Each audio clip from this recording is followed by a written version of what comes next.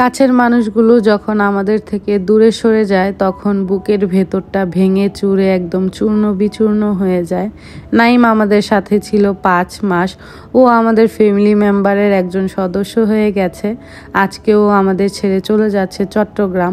ওকে বিদায় দেওয়ার সময় আমার বুকের ভেতরটা একদম খালি হয়ে যাচ্ছে।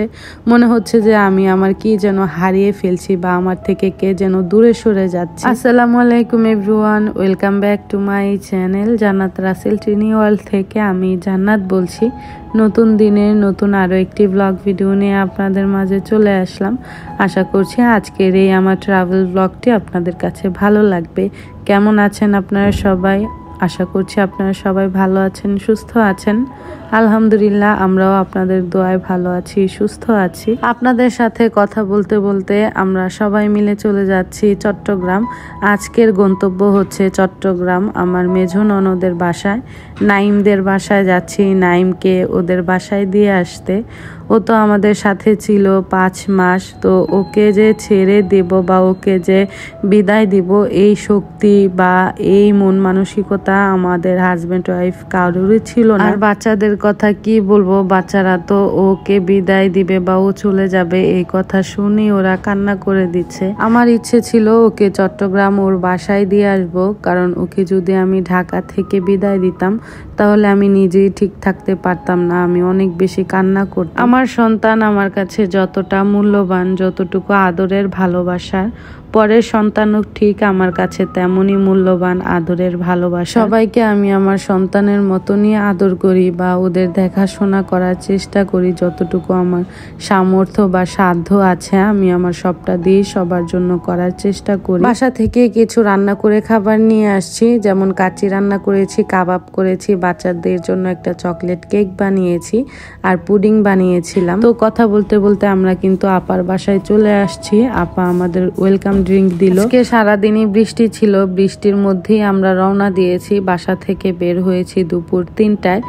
চট্টগ্রাম গিয়ে পৌঁছাতে রাতের 9টা বেজেছে। সারাদিন অনেক বেশি বৃষ্টি ছিল, বৃষ্টির জন্য গাড়িও বেশি টানা যাচ্ছিল না, সেই জন্য অনেক বেশি লেট হয়ে গেছে। সেই জন্য আপা আমাদের জন্য নাস্তা রেডি করেছিল, পাস্তা, সেমাই। মাশাআল্লাহ, পাস্তাটা অনেক বেশি মজা হয়েছিল।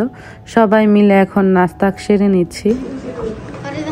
আফরা হচ্ছে আমার জন্য হ্যাপি বার্থডে একটা কেক বানিয়েছে, দেখেন আপনারাও খাবেন, এসে পড়েন। দাও মামনি, দাও। Thank you. তোমার নাম কি বলো তো সবাই? আফরা। তোমার পুরো নামটা বলো তো? আকসা। আকসা। ও হচ্ছে আমার জন্য একটা সুন্দর করে কেক বানাইছে। মোম কই কেকের? মোম মোম নিয়ে আসতে গেছে, মোম বানাই নিয়ে আসছে আমার জন্য। দাঁড়াও, এই যে এটা হইছে মোম। Happy birthday to you, happy birthday to you Afra. Cake কাটো, কেক কাটো। Happy birthday. হাততালি দাও, হাততালি দাও। এই যে কেক খাওয়ার জন্য সবাই রেডি। এই তো খাইয়াও ফেলছে কেক।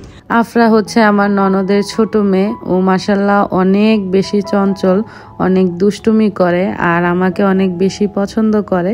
তো সবাইকে নিয়ে, বাচ্চাদের নিয়ে একটু দুষ্টুমি করলাম। এর ফাঁকে আপা হচ্ছে খাবার বেড়ে একদম রেডি।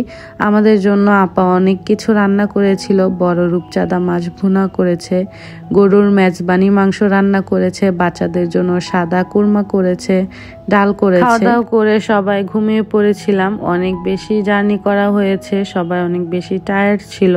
তারপরের দিন দুপুরবেলা তানজিমের বাবা মাছের আড়তে গিয়েছিল, সেখান থেকে এই বস্তা ভর্তি ইলিশ মাছ, তারপর পোয়া মাছ, তারপর লইট্টা মাছ আর চিংড়ি মাছ নিয়ে আসছে। মাছগুলো দেখতে অনেক বেশি সুন্দর ছিল, টাটকা ছিল। আমি তো ইলিশ মাছ, পোয়া মাছ দেখে একদম খুশি হয়ে গিয়েছি, কারণ ইলিশ মাছ আমার অনেক পছন্দের মাছ। তো সবার জন্য ভাগাভাগি করে রেখে দিচ্ছি। কিছু হচ্ছে আমার শ্বশুরবাড়ির জন্য, কিছু ননদদের জন্য রাখলাম, কিছু আমাদের জন্য রেখে প্যাকেট করে রাখলাম। আর এখানে আমি 2টা মাছ নিয়েছি, আপা ভাইয়াদেরকে একটু ভুনা করে দিব ইচ্ছে আছে, সেই জন্য আমি মাছগুলো কেটে এখন ডিপ ফ্রিজে রেখে দিচ্ছি। একটু শক্ত হলে রাতের বেলা হচ্ছে ভুনা বা ভাজি যেটাই করে দিই। আমার ননদ মাশাআল্লাহ অনেক গুণবতী আর রূপবতী তো বটেই। আপা আবার আমাদের জন্য সন্ধ্যার নাস্তায় ফালুদা রেডি করে দিয়েছে। ফালুদা খেয়ে না আমি ঘুমিয়ে গিয়েছিলাম। ঘুম থেকে উঠে আপা ভাইয়াকে তো কোনোভাবেই খুঁজে পাচ্ছিলাম না। প্রায় 2-2.5 ঘন্টা পর হচ্ছে তারা 2জন বাসায় আসছে। এসে দেখলাম ওনারা আমাদের জন্য কাপড় চোপড় নিয়ে হাজির। উনি যখন বাসায় ছিল না তখনই আমার ভেতরটা খটকা লেগেছিল যে কিছু একটা তো ওনারা করবে, কিন্তু এমন ভাবে যে করবে সেটা আসলে চিন্তার বাহিরে ছিল। ওনার ভাইয়ের ছেলেদেরকে দিবে, তারপর ভাবিকে দিবে, ওনাদের অনেক শখ। গতবার গিয়েছিলাম, ওনারা আমাদের কিছু দিতে পারেনি, এটা নিয়ে ওনাদের মনে অনেক বেশি কষ্ট। তো এখন আবার দেখেন ভাইয়ের ছেলেকে, ভাইপোলাকে কি সুন্দর আদর করে দিচ্ছে আমার ননদ। মাশাআল্লাহ, ওদেরকে আমার ননদ অনেক বেশি ভালোবাসে। আমার 2টা ননদই মাশাআল্লাহ আমার ছেলেদের অনেক বেশি ভালোবাসে, পছন্দ করে আলহামদুলিল্লাহ। তো বাচ্চাদের জন্য জামা কাপড় এনেছে, আমার জন্য একটা 3 পিস এনেছে, যেটা আপনারা দেখতে পারলেন। সবগুলো ড্রেসই অনেক বেশি সুন্দর ছিল, সবাই অনেক বেশি পছন্দ করেছে। তো সবাই মিলে অনেক দুষ্টুমি করলাম, হাসাহাসি করলাম। এরপর আপা আবার রান্না করার জন্য রান্নাঘরে চলে আসছে। আপা পুরা পাগল হয়ে গেছে, আমাদের কি রেখে কি খাওয়াবে উনি মনে হয় নিজেও বুঝতে পারছিল না। তো আপাকে একটু ঠান্ডা করিয়ে বসে রেখে আসছি। আমি বললাম যে আজকে আমি রান্না করে দিচ্ছি, আপনারা একদিন না হয় ভাবির হাতের রান্নাই খান।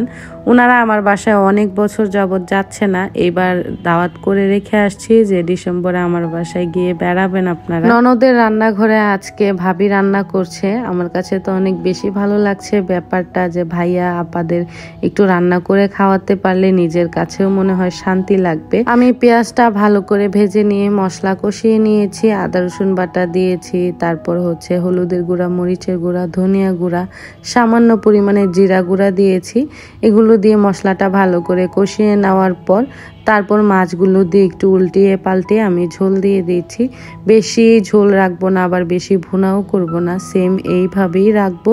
কয়েকটা কাঁচামরিচ ফালি দিয়েছি, লাস্টে নামানোর আগে কিছুটা ধনিয়া পাতা কেটে দিয়েছিলাম। তো এই তো মাছ ভুনা আমার রেডি হয়ে গেছে। তাজা তাজা ইলিশ মাছ ভুনা করেছি, খেতেও মাশাআল্লাহ অনেক বেশি মজা হয়েছিল, যেটা আপা ভাইয়া বলেছিল। আজকে তবে এই পর্যন্তই, কথা হবে নতুন আরো একটি ভিডিওতে। সেই পর্যন্ত সবাই ভালো থাকবেন, সুস্থ থাকবেন।